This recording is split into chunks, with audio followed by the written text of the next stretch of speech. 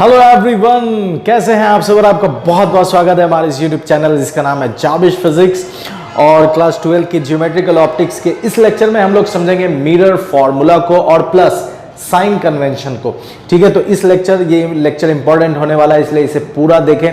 और geometrical optics के जितने भी लेक्चर्स हैं, है ना, उन सारे लेक्चर्स का एक कंप्लीट प्लेलिस्ट बना है जिसका लिंक आपको डिस्क्रिप्शन बॉक्स में मिल जाएगा या फिर यहाँ आई बटन पर मिल जाएगा, तो आप जाकर देख सकते हैं। और ज्योमेट्रिकल ऑप्टिक्स जो हम लोग डिस्कस कर रहे हैं, जो ब्रांच है फिजिक्स का, इस ब्रांच में सिर्फ मैं बोर्ड से नहीं एडवांस लेवल के टॉपिक्स को भी डिस्कस कर रहा हूं, तो हर एक लेक्चर आपके लिए बहुत इंपॉर्टेंट है और बहुत ज्यादा कंसेप्चुअल है, इसलिए ध्यान से देखें और इंशाल्लाह फिजिक्स में आप माहिर हो जाइएगा, ये मेरी गारंटी है।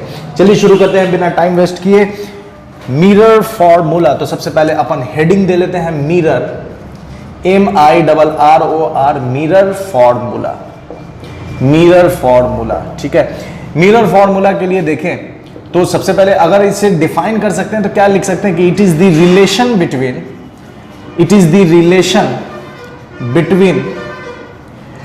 Relation between object distance, image distance and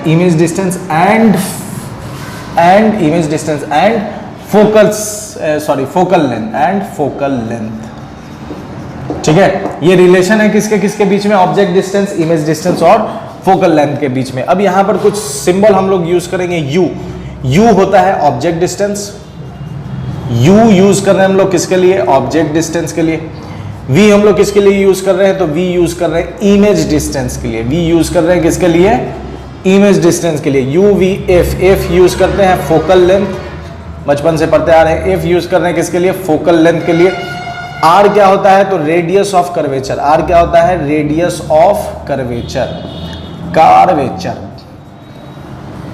इसको थोड़ा बड़ा लिखें ताकि आपको क्लियरली दिखे। रेडियस ऑफ कर्वेचर, ठीक है। अब देखिए रेडियस ऑफ कर्वेचर, तो सबसे पहले क्या करेंगे? मिरर फॉर्मूला बनाने के लिए हम लोग एक कनकेव मिरर ड्रॉ करते हैं। कनकेव मिरर ड्रॉ किए, ये कनकेव मिरर है, ये पोल, इसका फोकस, ये सेंटर ऑफ कर्वेचर।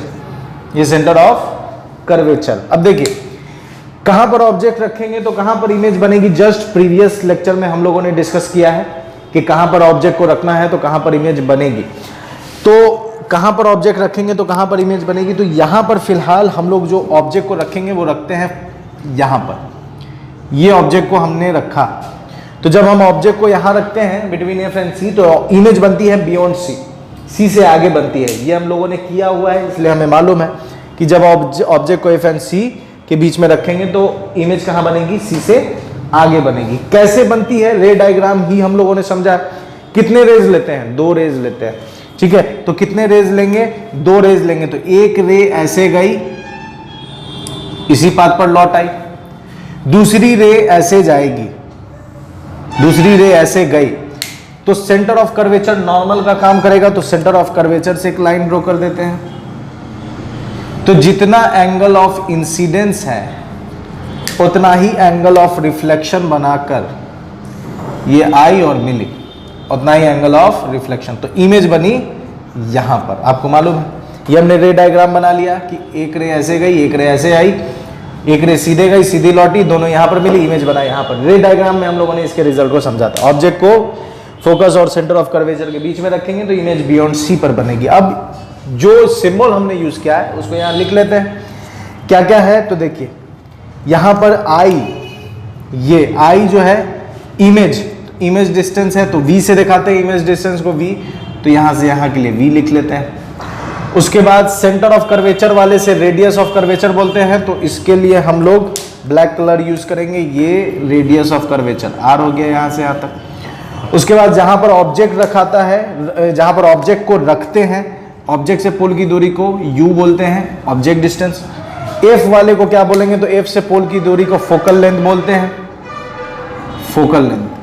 कोई दिक्कत? सारे नोमेनक्लेचर्स हमने कर लिया। अब एक काम क्या करना है, इसका नाम दे देते हैं M, ठीक है। अब एक कंस्ट्रक्शन करेंगे। क्या कंस्ट्रक्शन करना है? Draw M N perpendicular principal axis, M से एन परपेंडिकुलर ड्रॉ करना है कहां पर, प्रिंसिपल एक्सिस पर। तो ये हमने परपेंडिकुलर ड्रॉ कर दिया N, M N perpendicular principal axis, ये परपेंडिकुलर है। उम्मीद करते हैं बेहतरीन तरीके से आपको अब तक समझ में आया होगा। अब इसके बाद क्या करेंगे, देखिए इतना में कोई दिक्कत नहीं है। कंसेप्ट क्या है कि ये जो मिरर है, ठीक है, ये जो रेज है, ये जो रेज आई है और इमेज फॉर्मेशन में जो रेज इन्वॉल्व है, वो रेज कैसी है, rays are paraxial, rays are paraxial. और पिछले कुछ लेक्चर से हम लोग पैराएक्सियल को लेते हुए आ रहे हैं, ढोते हुए आ रहे हैं। तो पैराएक्सियल क्या है, जब एंगल क्या हो, बहुत छोटा, एंगल क्या हो, बहुत छोटा हो, तो हम क्या कहेंगे, पैराएक्सियल। इसका मतलब कि यहाँ जो एंगल है इसको अगर हम थीटा मान लें, आई और आर के बजाय मान लेते हैं थीटा, ये भी थीटा, ये भी थीटा, ठीक है। एंगल ऑफ इंसिडेंस भी थीटा है और एंगल ऑफ रिफ्लेक्शन भी क्या है, थीटा है। दोनों एंगल यहाँ पर क्या है, थीटा, क्योंकि एंगल ऑफ इंसिडेंस और रिफ्लेक्शन बराबर होता है। और ये रेस कैसी है, पैराएक्सियल। इसका मतलब theta is very small, theta is very small. इसका मतलब क्या हुआ, रेज आर पैराएक्सियल है। इसका मतलब ये है कि रेज जब पैराएक्सियल है तो थीटा क्या है, बहुत छोटा है, थीटा बहुत छोटा। अब एक चीज थोड़ा समझना है यहाँ पर कि अगर इस मिरर के साइज को मैं बढ़ाता जाऊं, मतलब ये एम पॉइंट ऊपर जाता चला जाएगा। एकदम ध्यान से समझिए, जब ये मैं एम पॉइंट, अभी ये मिरर है, अब जब मैं एम पॉइंट को ऊपर उठाता चला जाऊंगा तो ये जो यहाँ पर एंगल थीटा बन रहा है, ये एंगल भी क्या होता चला जाएगा, बढ़ता चला जाएगा। जब मैं एम को, फिर से, जब मैं एम को ऊपर उठाऊंगा, मतलब मिरर के साइज को बढ़ाऊंगा, तो एम ऊपर जाता चला जाएगा। और जब एम ऊपर जाता चला जाएगा तो ये जो एंगल ऑफ इंसिडेंस है, जो थीटा है, ये थीटा भी बढ़ता चला जाएगा। मतलब तब थीटा स्मॉल नहीं होगा, ठीक है। फिर से, जब ये एम, जब मैं इस एम पॉइंट को ऊपर उठाता चला जाऊंगा तो थीटा के वैल्यू भी क्या होते चले जाएंगे, बढ़ते चले जाएंगे। जब थीटा के वैल्यू बढ़ते चले जा रहे हैं, कब, जब मैं इसको ऊपर उठा रहा हूं, और जब मैं यहां पर है तो थीटा क्या है, स्मॉल। इसका मतलब कि ये जो एम पॉइंट है, ये जो एम पॉइंट है, ये पी के बहुत नजदीक है। ये जो एम पॉइंट है ये पी के बहुत नजदीक है। कैसे पता सर कि एम पॉइंट पी के बहुत नजदीक है, फिर से समझिए, जब एम को ऊपर उठाएंगे तो थीटा बढ़ता चला जाएगा, जब एम को ऊपर उठाएंगे तो थीटा बढ़ता चला जाएगा। लेकिन यहां पर थीटा क्या है, बहुत छोटा है। जब थीटा बहुत छोटा है, इसका मतलब कि थीटा छोटा है, इसका मतलब कि m is near to pole.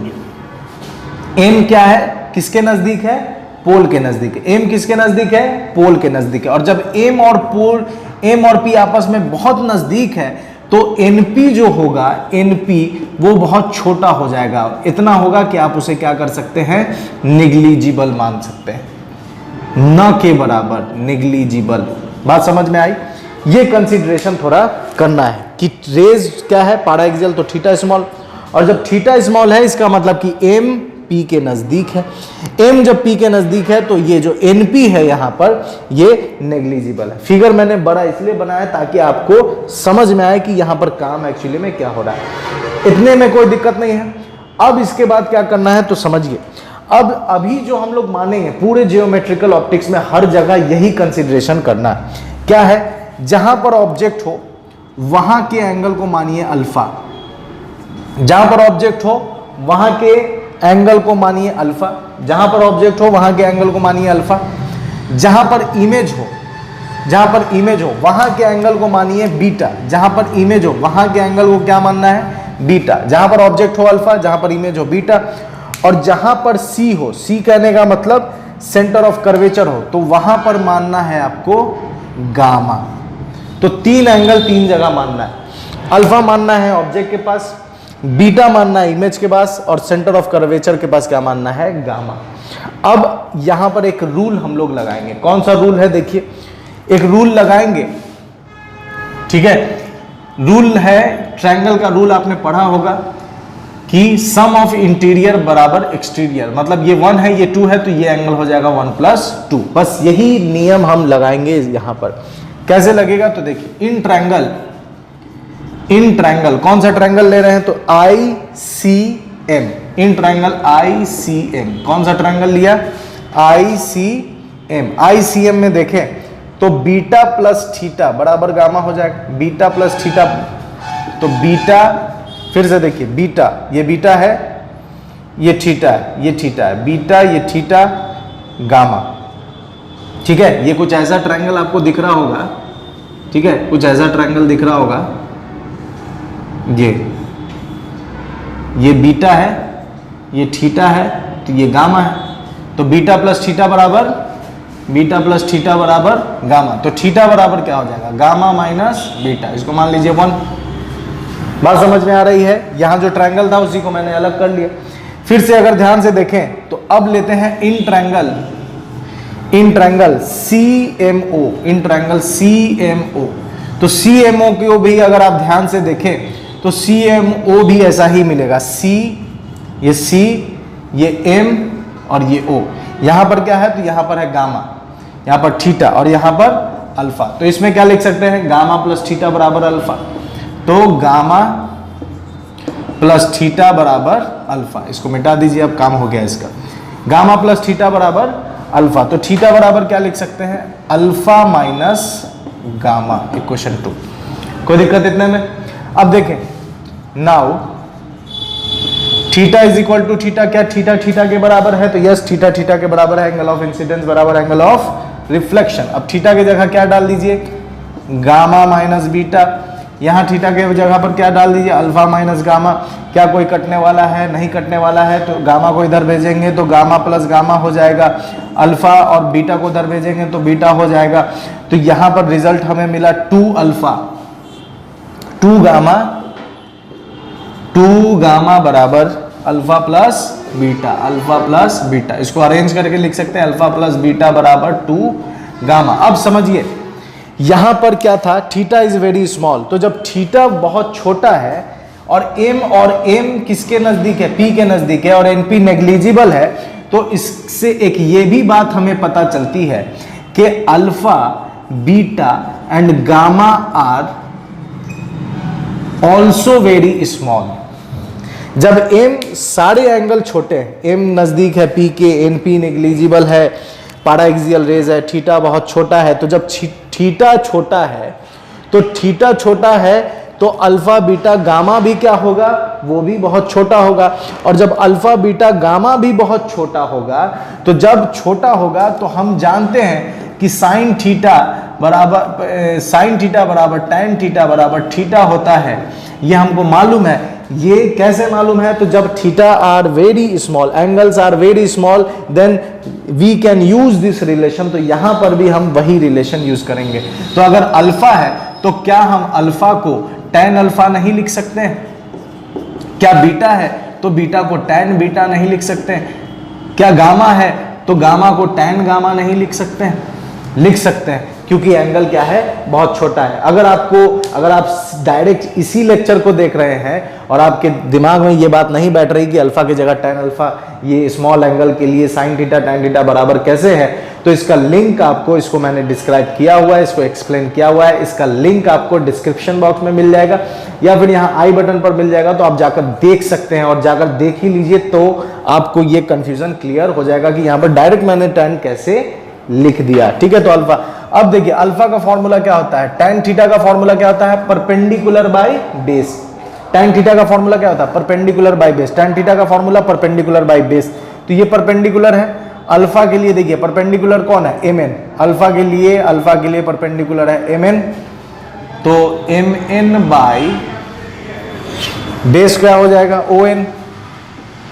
on plus beta के लिए देखिए बीटा, ये बीटा है, बीटा के लिए परपेंडिकुलर कौन है, mn।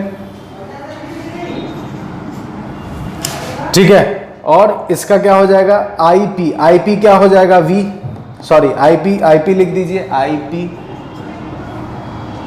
in, परपेंडिकुलर mn है और बेस है in। ठीक है, बेस है in बराबर 2 टैन गामा। अब देखिए गामा के लिए क्या लिख सकते हैं, c, perpendicular mn by base cn, perpendicular mn by base C N, perpendicular M N by base C N.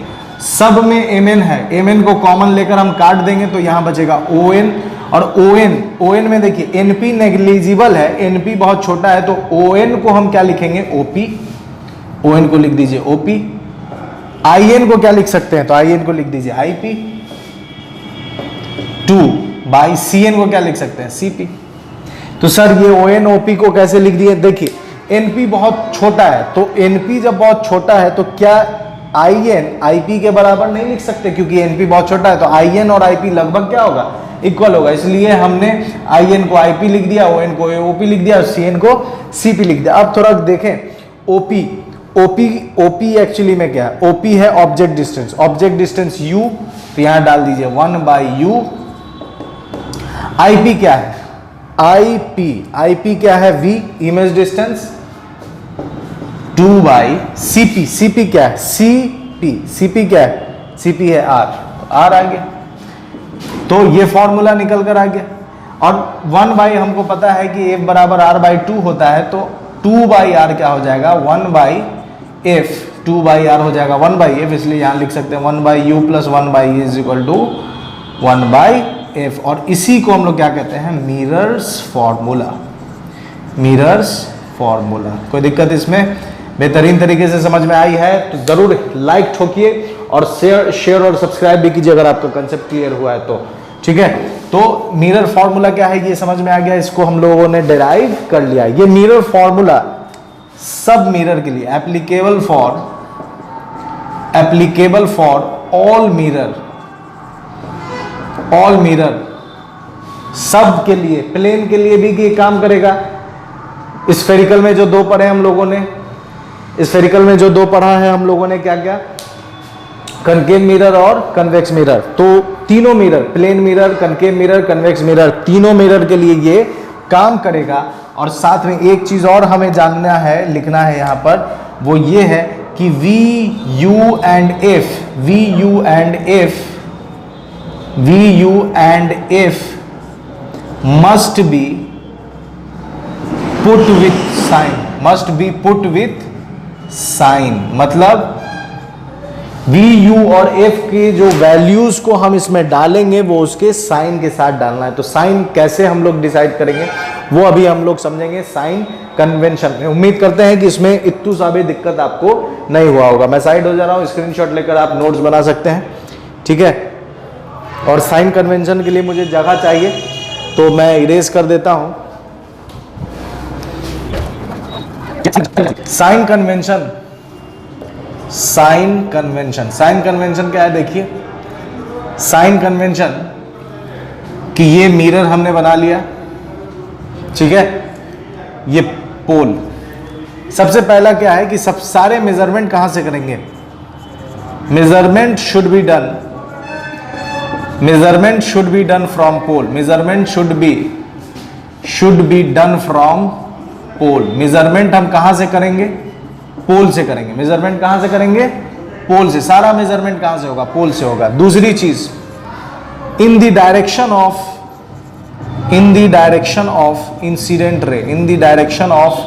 Incident ray, distance is positive, मतलब जिधर भी इंसिडेंट रे जाएगी, जिस डायरेक्शन में जाएगी, मतलब जिधर जाए इंसिडेंट रे, मान लेना है उसको पॉजिटिव। जिधर भी जाए इंसिडेंट रे, मान लेना है उसे पॉजिटिव। फिर से, जिस डायरेक्शन में जाए इंसिडेंट रे, पोल से अगर आप उस डायरेक्शन में बढ़ते हैं, जिस डायरेक्शन में जाए इंसिडेंट रे, पोल से आप उस डायरेक्शन में बढ़ते हैं जिस डायरेक्शन में इंसिडेंट रे जा रही है, तो डिस्टेंस कैसा लेंगे, पॉजिटिव। उसके बाद तीसरा क्या है, in the direction opposite to incident ray, distance is negative. अब पोल से अगर आप इंसिडेंट रे के डायरेक्शन के अपोजिट जा रहे हैं तो वो माइनस में आ जाएगा। चौथी चीज क्या है, height above the pole is positive, sorry, height above the principal axis के ऊपर पॉजिटिव, और height the principal axis is negative. Height अगर प्रिंसिपल एक्सिस के नीचे है तो वो निगेटिव हो जाएगी। अब यहां पर एक फिगर देखिए, ये ऑब्जेक्ट है, इसका इमेज बनाना है, तो इंसिडेंट रे कैसे जाएगी, ऐसे जाएगी इंसिडेंट रे। तो इंसिडेंट रे जब ऐसे जा रही है तो पोल से इंसिडेंट रे का डायरेक्शन क्या हो गया, इंसिडेंट रे का डायरेक्शन ये हो गया, इंसिडेंट रे का डायरेक्शन ये, तो ये हो जाएगा पॉजिटिव। इंसिडेंट रे के अपोजिट अगर हम चलेंगे, इधर चलेंगे, तो ये हो जाएगा निगेटिव। प्रिंसिपल एक्सिस के अगर हम ऊपर जाएं, प्रिंसिपल एक्सिस के अगर हम ऊपर जाएं, ये प्रिंसिपल एक्सिस है, प्रिंसिपल एक्सिस के अगर हम ऊपर जाएं तो ये हो जाएगा पॉजिटिव, और प्रिंसिपल एक्सिस के अगर हम नीचे जाएं तो ये हो जाएगा नेगेटिव। ठीक है, तो ये चीज, ये साइन कन्वेंशन यूज करके हमें यहां पर वैल्यूज को डाल देना है। ठीक है, जैसे देखिए अगर ये कनकेव मिरर है तो आपको मालूम है कि फोकस यहां पर है, ऑब्जेक्ट को हम यहां रखें तो ऑब्जेक्ट डिस्टेंस u, तो u जो भी होगा वो डालेंगे माइनस में। क्यों u माइनस में डाल रहे हैं, क्योंकि सारा मेजरमेंट कहां से करना है, पोल से, और पोल से जब आप अपोजिट जाइएगा direction of incident ray, opposite to direction of incident ray है इधर, आप जा रहे हैं इधर, तो माइनस u, और कनकेव का फोकस भी इधर ही है तो फोकल लेंथ भी इसका क्या हो जाएगा, माइनस f। लेकिन वहीं अगर हम कन्वेक्स मिरर देखें तो कन्वेक्स मिरर के लिए ये पैरेलल रेज ऐसे डाइवर्ज हुई, पीछे प्रोड्यूस किए फोकस, तो फोकस यहाँ है, इसका फोकल लेंथ क्या हो जाएगा, पॉजिटिव हो जाएगा फोकल लेंथ। लेकिन ऑब्जेक्ट तो हम इधर ही रखते हैं मिरर के सामने, इसलिए u हमेशा क्या होगा, निगेटिव होगा। तो ये चीज हमें समझना है। और इसी के साथ अगर आपसे क्वेश्चन दिया जाए कि an object placed in front of a convex mirror at distance 20 centimetre, तो 2 u हो गया 20 और उसको डालेंगे यहां -20। क्यों माइनस डाल रहे हैं, क्योंकि यहां मैंने लिख दिया है कि v, u और f को आपको डालना है इसमें साइन के साथ, और साइन कन्वेंशन ये है। बस ऐसे समझिए, पोल से आपको सारा मेजरमेंट करना है। पोल से अगर आप इंसिडेंट रे की तरफ बढ़ रहे हैं तो पॉजिटिव मानिए, अगर इंसिडेंट रे के अपोजिट बढ़ रहे हैं पोल से तो निगेटिव मानिए, और प्रिंसिपल एक्सिस के ऊपर पॉजिटिव, प्रिंसिपल एक्सिस के नीचे निगेटिव। ठीक है, इस पर और थोड़ा कंसेप्ट देने के लिए मैं थोड़ा और क्लियर कर दूं।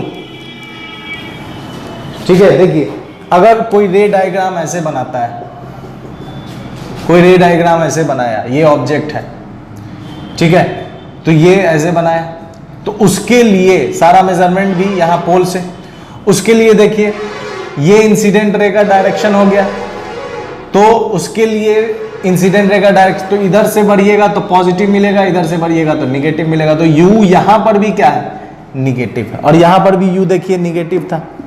कनकेव का फोकस ये है तो इसका भी फोकस क्या है, निगेटिव है, तो यहां भी फोकस निगेटिव है।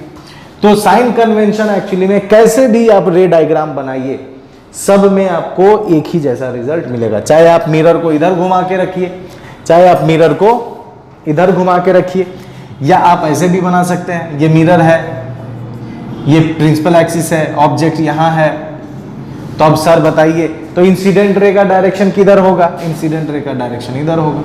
सारा मेजरमेंट पोल से करना है, मतलब इधर पॉजिटिव, इधर निगेटिव, ये हो जाएगा पॉजिटिव हाइट और ये हो जाएगा निगेटिव। इसमें भी देखिए तो ऑब्जेक्ट हो जाएगा -u, इसमें भी फोकस देखिए तो हो जाएगा -f।